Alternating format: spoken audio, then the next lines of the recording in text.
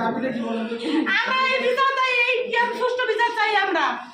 এই সুষ্ঠু কোনটা বিচার? আমাদের ঘর বাড়িতে ভাঙলো কেন ওরা?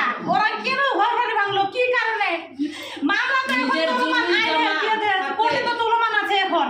ওরা কেন রায়ের অপেক্ষা করলো না? আমরা এটা সুষ্ঠু বিচার চাই। আমরা তো সসম্মানে বলছি যে এই যদি এই কোর্টের আওতায় যেটা রায় হবে, যার পক্ষে রায় হবে তার পক্ষে আমরা রাজি। যদি আমরা না পাই, আমরা সসম্মানে ওদের সালাম দিয়ে এইভাবে নমস্কার দিয়ে আমরা চলে যাব। আমরা তো বলছি, ওরা একটু সময় নিল না কেন? আমরা এটা জানতে চাচ্ছি, আমরা এটা সুষ্ঠু বিচার চাচ্ছি। আমরা এটা সুষ্ঠু বিচার চাচ্ছি।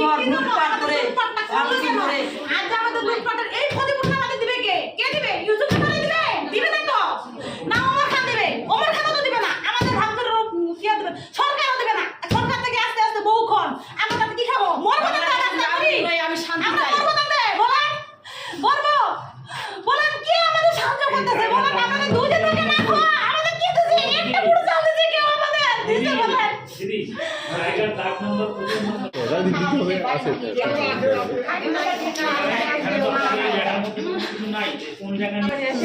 খাওয়া গেছে বাড়িঘর ভাঙি দিয়ে আনে